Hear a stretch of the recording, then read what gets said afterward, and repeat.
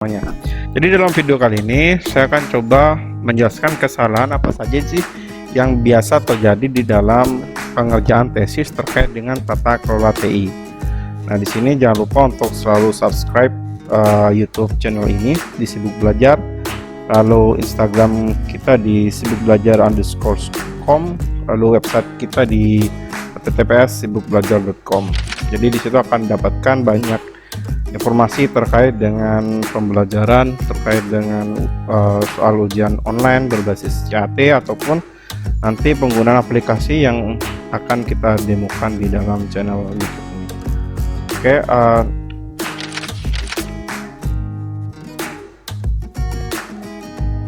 jika kita lihat ada dua materi utama yang akan dibahas di dalam video kali ini. Yang pertama adalah untuk siapa sih sebenarnya penggunaan kata tata kelola itu, dan yang kedua adalah apa yang sering terjadi, kesalahan apa yang sering terjadi ketika pengerjaan tesis atau penelitian terkait tesis itu dilaksanakan. Oke, kita masuk ini. Jadi ada pertanyaan besar sebenarnya, untuk siapa sih tata kelola TI itu, dan tentu jawabannya ada di pojok bawah ini, ya ini untuk seluruh stakeholder yang ada di dalam organisasi atau perusahaan yang bersangkutan. Itulah kenapa tata kelola TI itu dibuat, karena dia pendekatannya adalah holistical approach. Tapi apakah seperti itu nanti pembahasan untuk pembuatan tesis di bidang tata kelola ini?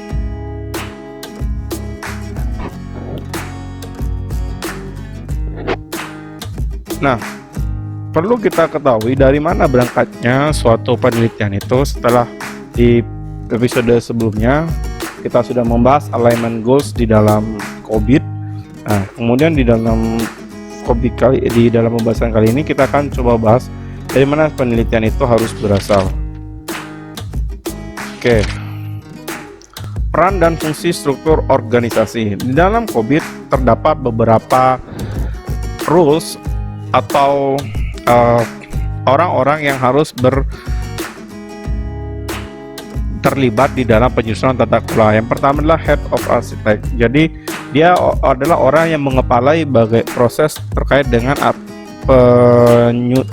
pendesain arsitektur dan juga infrastruktur teknologi informasi di organisasi atau perusahaan.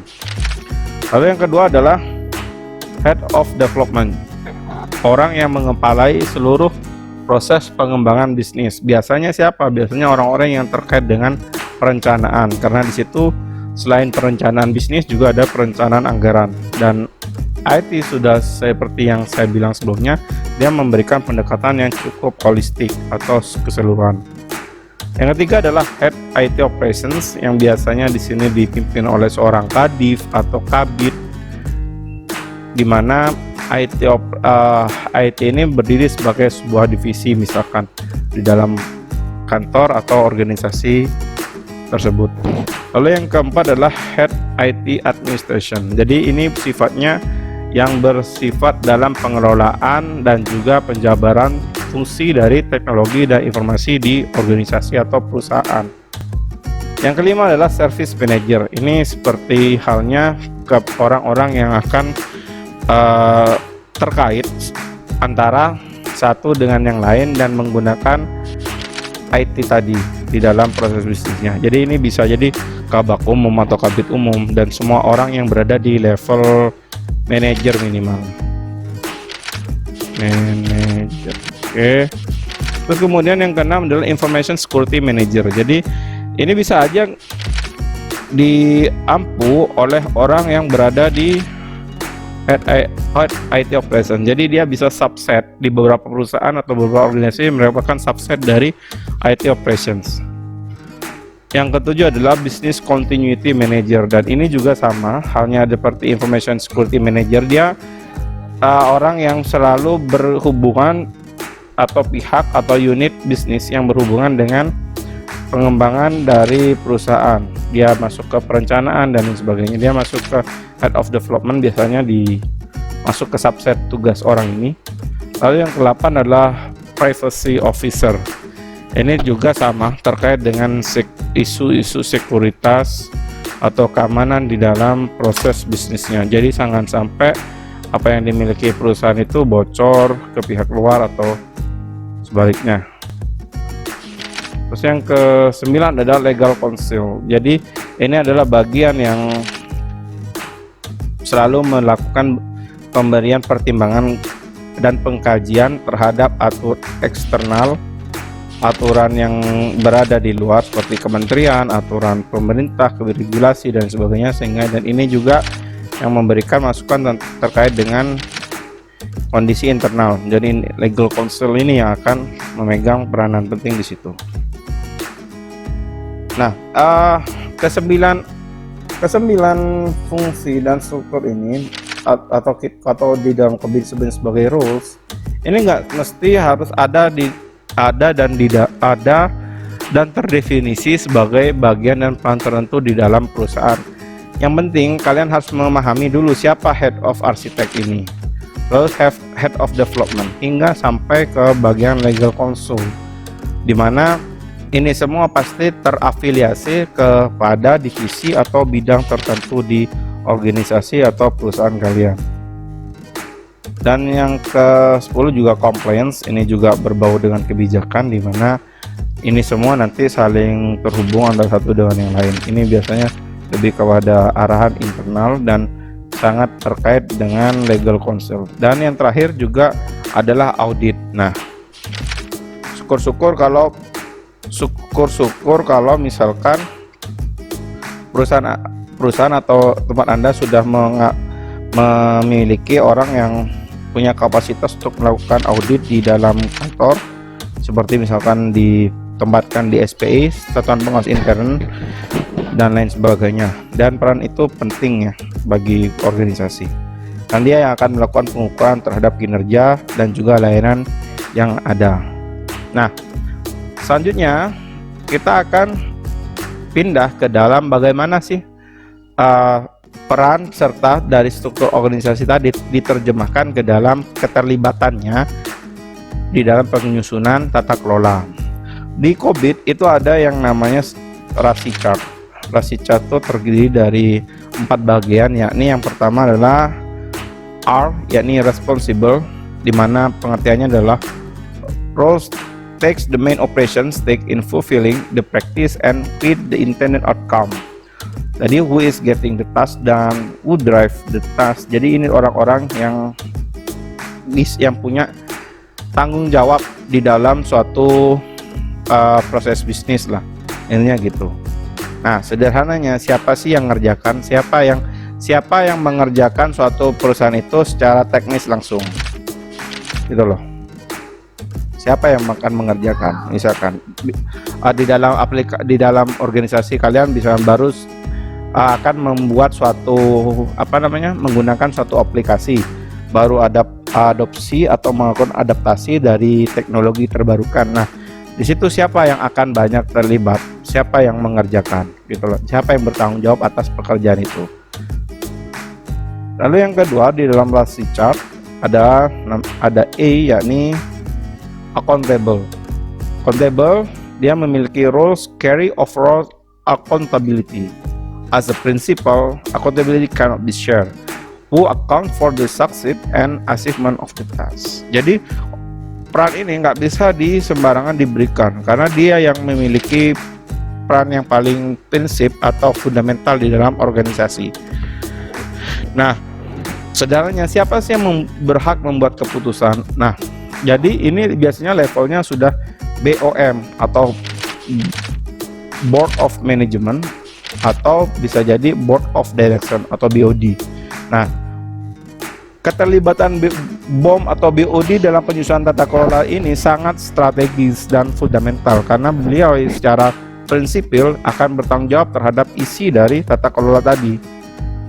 Nah, kita lanjut ke bagian yang ketiga adalah C, consultant. C, roles provide input for the practice. Jadi who is providing the input? Jadi siapa yang bisa memberikan inputan terhadap teknologi yang akan diadopsi. Sederhananya, siapa sih yang harus dihubungi terkait pertimbangan atau keputusan yang ada. Jadi ini lebih ke arah teknis ya. Jadi misalkan kita mau mengadopsi suatu aplikasi di bagian retail produksi. Itu sudah dilakukan persetujuan antara BOD atau Kadif dengan pihak ketiga. Nah, tentu Kadif dan BOD tadi atau Dewan Direksi tadi tidak akan menangani aspek teknis bagaimana di lapangan, tapi melainkan siapa? Yakni manajer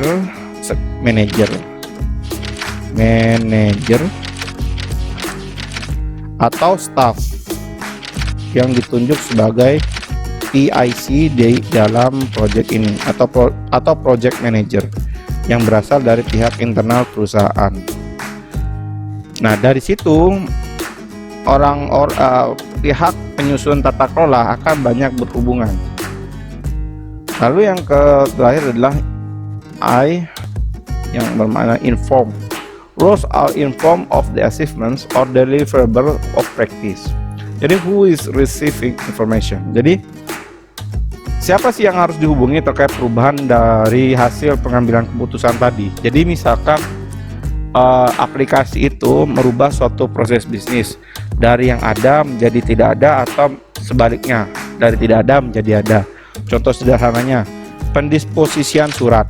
Ketika kita menggunakan aplikasi e-surat itu sering kalau dijalankan secara manual ada proses disposisi antara pimpinan kepada bawahan. Nah, apakah semuanya akan seperti itu? Belum tentu. Jadi nanti di aplikasi bisa saja terjadi langsung komunikasi antara direksi ke staff, sehingga dari direksi ke staff ini banyak yang dilewati seperti Kadif, manajer, itu semua dilewati tanpa proses seperti hanya manual. Nah, apakah itu bisa dilakukan? Nah, itu tergantung. Jadi jika itu yang diminta oleh direksi karena alasannya untuk mempercepat proses pekerjaan dan pengambilan keputusan, maka silahkan dilakukan, dan tolong fitur ini diinformasikan kepada orang-orang yang dulu pernah berkaitan dan juga memiliki peran di dalam fungsi itu tadi, sehingga harus sama diberitahu.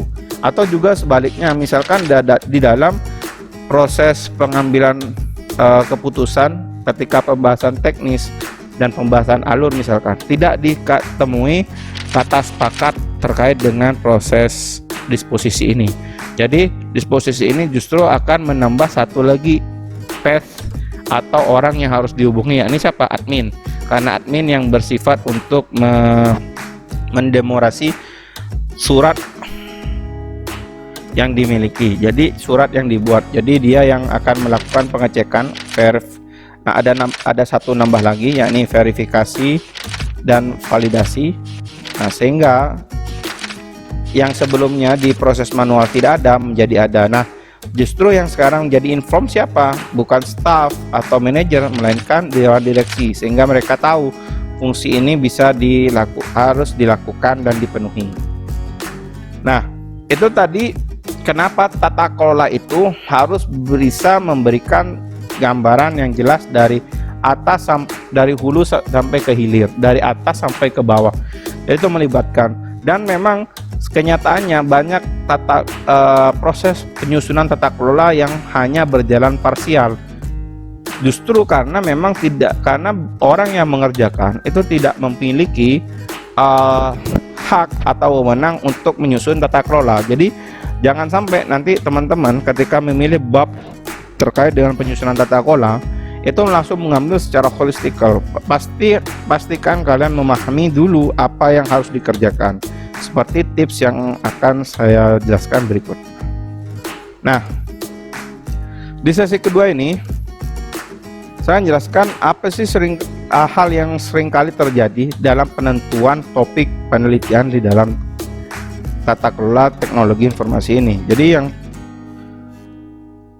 ada 3 secara garis besar, dan yang pertama adalah kesalahan pertama adalah lazimnya penelitian terkait tata kelola ini dilakukan oleh tim, bukan sendirian.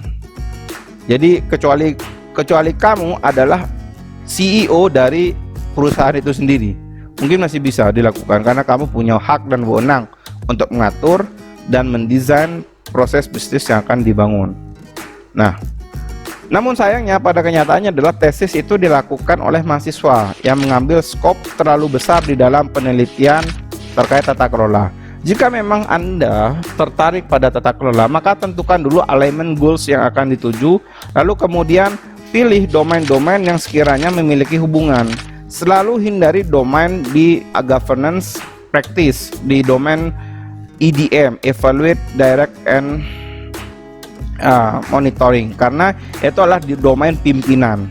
Hindari itu, karena kalian pasti akan kesulitan untuk mendapatkan kuesioner, wawancara, dan lain sebagainya. Ambil yang peranannya masih bisa kalian capai atau di levelnya moderate gitu loh. Oke, itu kesalahan pertama. Kesalahan kedua, tidak mengerti apa yang dikerjakan. Nah, itu juga suatu hal yang sering didapatkan oleh peneliti, oleh mahasiswa yang ngambil tesis tata kelola, karena dia tidak memiliki fondasi yang kuat dan engage terhadap penelitian. Sangat disarankan topik tata kelola ini diambil oleh orang yang bekerja di suatu perusahaan atau yang pernah bekerja di suatu perusahaan atau organisasi di pemerintahan.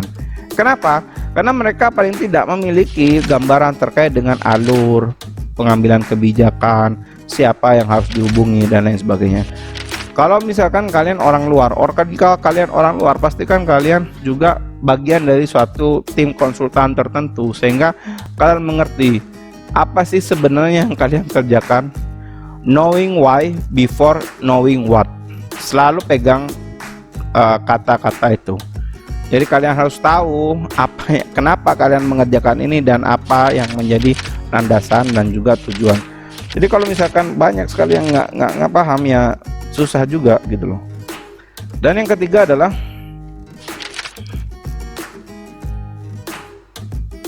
ini knowing what but knowing why. Justru kalian tahu nih, oh saya punya topik nih untuk dibahas, yakni penyusunan tata kelola teknologi informasi di perusahaan tertentu. Tapi kalian nggak tahu apa itu tata kelola dan apa yang menjadi trigger kenapa perusahaan tersebut harus memiliki tata kelola TI. Jangan-jangan nggak butuh gitu loh. Nah, tidak memiliki dasar kenapa harus menyusun tata kelola, tidak tahu triggernya apa. Jadi biasanya orang nyusun tata kelola TI itu karena dia sudah mengeluarkan cost atau biaya yang lebih di dalam penganggaran teknologi informasinya. Makanya kenapa dia butuh tata kelola untuk ngatur dan mengambil realize benefit dari adopsi teknologi tadi. Kalau ini nggak bisa dijawab, maka yang kalian buat itu percuma atau sia-sia gitu loh. Nah, kemudian banyak juga yang hanya sekedar ikut-ikutan karena kebetulan topiknya ada itu. Nah, itu saya sangat menyayangkan ya, karena emang di level proposal mungkin kamu akan gampang untuk bisa lolos, tapi ketika bab 4 dan bab 5 kalian justru nggak tahu apa yang harus dilakukan. Nah, itu jangan sampai terjadi. Itu sih dari saya, dari tim Sibuk Belajar, sehingga nanti jika ada pertanyaan atau ada topik yang ingin ditanyakan, silahkan tinggalkan di kolom komentar atau kirim pesan via email kepada kami. Jangan lupa untuk subscribe dan juga follow akun kami yang lain. Terima kasih.